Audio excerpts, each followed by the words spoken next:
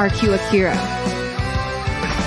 It's going to be tough here. I'm not sure. There's a lot of questions that need to be answered, but there's only one way to define it. It's through battle. Welcome, everybody. It's RRQ Akira going up against the Valley in this best of one. Good luck to both teams. Oh, this is getting so exciting. I mean, right now we can already see that Luis opening up the map, trying to give some vision, trying to figure out Mobazane's pathing, because everyone talks about the Valley, and they always say that Mobazane is one of the main pillars of their team.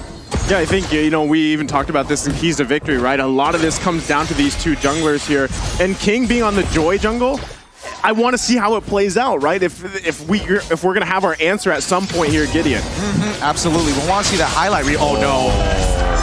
That's already going to be the first blood drawn here by Takashi. That was a great Mystic Field. That was an interesting movement coming in from Takashi, because there was, again, he's clearing up the wave against Fried Chicken. Did he also get the gold crab? He gets the kill, gets the gold crab. He's winning on all fronts for himself, all because of an individualistic play. And I'm quite surprised, right? Because the way that the Valley drafted, the mid lane is so strong on those rotations, because RRQ BR, because they brought in Xavier, they are going to have to wait for that level 4 to hit in order to maximize the potential damage. But even then, RRQ Akira, they've actually managed to get a point above the Valley at this point. Notice the movements across the map here. Again, Joy and Benedetta just cutting off the waves, making sure that Fried Chicken is just going to be stranded by himself, knowing that the turtle is going to be spawning 20 seconds on the bottom side of the map.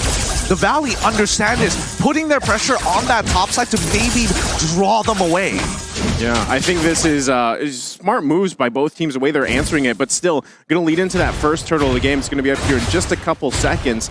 But you see them both. I mean, the question is, how does RRQ Akira play around with Takashi's lead that he has? Knowing that this first turtle comes up, it could be anyone's ball game, especially the Petrify's there. You've got the Electro Final Blow, and you're going to see them battle out for it already as both teams juggle it around. This turtle dance, Luis going to charge up the flicker in. Not going to connect, though. Still, the fight goes on. It's going to be red street away by King. The king of the jungle stands for now as they secure the first turtle. No, but he's going to get focused down. It's Fried Chicken to take out King. So, I mean, at this point, it is a 1-for-1 trade. Takashi is going to be able to get out of that situation alive, but King for a turtle. What do you think about this here, Gideon?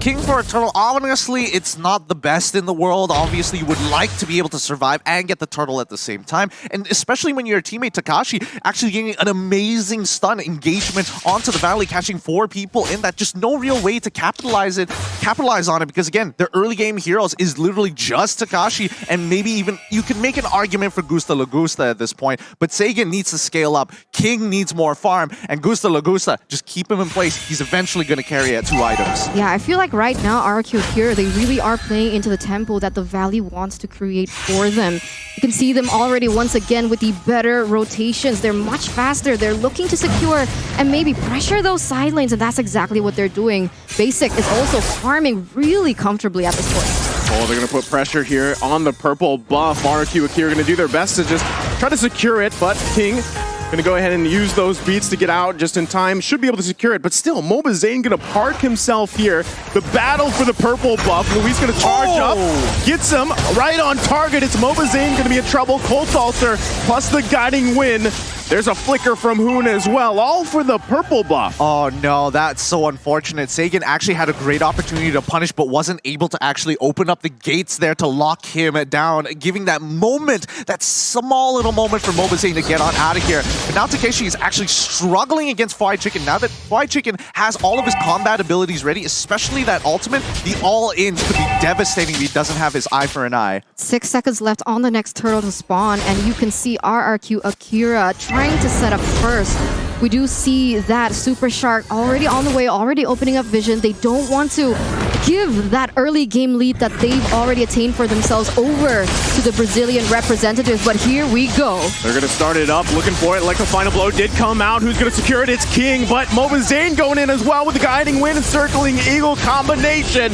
King falls again for the turtle. Ooh. It's another trade though. Everybody low on the Valley Shark. as one after another fall. Luis to get the double. Hoon and Fried Chicken the backside. Not going to be enough though, as another member's going to fall here. Fried fried chicken only to stand. Man, 3-for-2 trade here, Gideon. What the heck? Yeah, beautifully played by RRQ. I mean, everything you could have imagined worked out for RRQ. The Valley were looking for an engagement. Did they have to go for it? I think they could have just backed away. The turtle was already gone. But we'll pull up the replay just in case you guys missed the action, and we'll break it down from there. Because number one, the position that we see from the Valley wasn't as good compared to RRQ. And more importantly, once the abilities start running on through, Takashi has already found his kill. Luis and as well as Sagan still alive, being able to overwhelm and out damage, isolating the right targets once Mobazane fell. I mean, Luis is on point so far with these Nuno blasts, really finding the right targets, especially around, I mean, objectively, right? The Valley's going to want to contest those, but they've got to keep a constant eye on Luis, and Takashi being 3-0-1 on this Benedetta too is going to cause havoc as the game goes on. Look how confident he is. He's cutting that deep into the wave, right? I mean, it is pretty much happening on both sides, but still, the upper hand is for Takashi. That's the beauty of the Benedetta, I guess, and we're going to take a little sneak into the emblems, but before we get into that, here's Super Shark getting a little chunked in terms of that health, but I think maybe King wants to go for something here. I think they're still going to put pressure here. Under the turret they go. Ooh. Everybody joining the fight on the top side. Electro final blow, the Petrify. Takashi able to get the double. Can't get Hoon. Mobazane a little bit too late to the party. Gets the taunt off though, with Hoon picking up the kill. But look at the backside. It's Fried Chicken. Finds one for himself. But ultimately now Takashi going to be caught in a position of 1 versus 3. Does he still commit to it? He bobs, he weaves. Mobazane still sticking to him. Takashi should be able to survive. A 2-for-2 trade overall. A really good setup dive for the side of RRQ. And I think RrQ Akira had a really good idea. They should have cut their losses as soon as King was out of position. Back away. You don't need to give anything else, but the Valley's taking one step forward, getting and buying time for Fried Chicken to jump right into the middle of that fight to even out the score.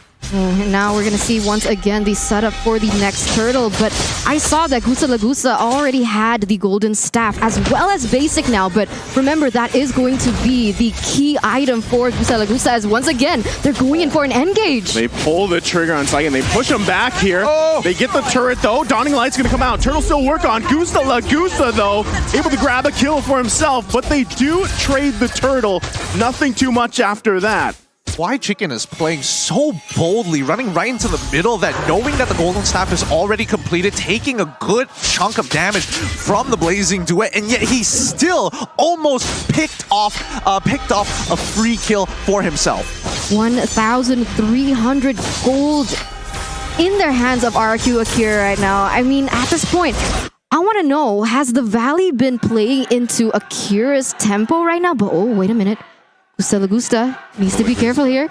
Yeah, there's 3 actually. Luis here to help him out, so this might just be a disengage. Luis, though, just there to help Gusta Lagusta out. It's going to be a poke battle back and forth. The rest of the team still in the vicinity, but nothing going to come in out of that just yet. As you were saying, Eterna. Yeah, I just want to know what's happening here. How did RRQ actually pick up the lead? I mean, earlier on, the Valley seemed to have the tempo. They seemed to be confident with what they were doing. Are they playing a little too aggressively into RRQ Brazil? Well, I think it comes down to the draft, right? When we're looking at Benedetta specifically, her relevance and her power, her strength in the earlier stages of Game 3 level 4 is already pretty good. Unfortunately for Fried Chicken, that's not the same for Lapu Lapu. He only feels relevant as soon as he hits level 4 and starts participating in fights, in these fights with the bravest warrior. So the fact that Takashi has already enabled RrQ Akira to get this lead is already great because that was the toughest part. Now they just need Gusta Lagusta and Sagan to scale up and eventually outscale the Valley. Basic on this carry, yes, he can hyper farm and scale as high as he can, but if he can't get in range, it's still a tough game. Yeah, I think that's the downside of a carry, right? The range. The range is a big factor here. So you've really got to be careful on how your positioning is, right? Now, the Valley at this point, almost 10 minutes in, they don't have a turret just yet. So they got to be careful on especially losing map control. They already got the Cult Altar out. So that's massive before the next Lord comes. Actually, it's already spawned. So if RRQ wants to go for it, they have a perfect time. They can brilliant. They can literally start pulling away, allow the Valley to actually move because they've got priority on both bot and top side. Yeah, they're going to be bobbing and weaving here. The Lord still being worked on, half health so far. Mobazane, though, he is going to be just taking the front of this damage. They're going to go on for Super Shark. Sniped down with the Dawning Light. Gusta La Gusta going in. What a petrify from Takashi. Able to find a basic, the perfect target needed. He's going to get cut off, but Luis with a kill for himself.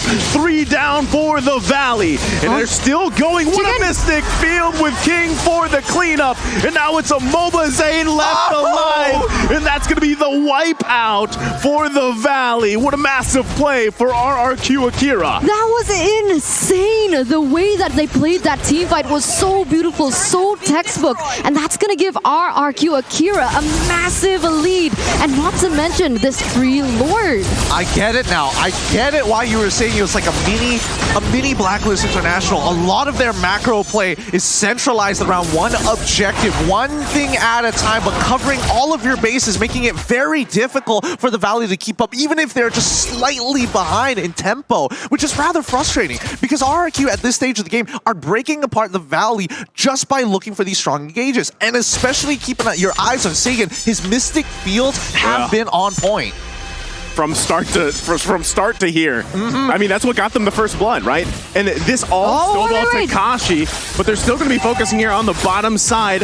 White Chicken and Mobazane to be the front. They've got the Lord to handle the mid lane eventually, but they might get sandwiched in here for that tier 2. Look at the backside. Takashi goes in, forces them back, and just like that, they're going to lose more space on the map. The front to back, the peel, the damage coming in from that backline from Sagan. You can feel it, and it makes sense looking at the items that he already obtained earlier, but once again, onto the mid lane. Here comes the assault. Lord's got to be handled here. They should be able to clear it up as they hold on to both inhibitor turrets, but still, do they press the issue here? Another Mystic Field.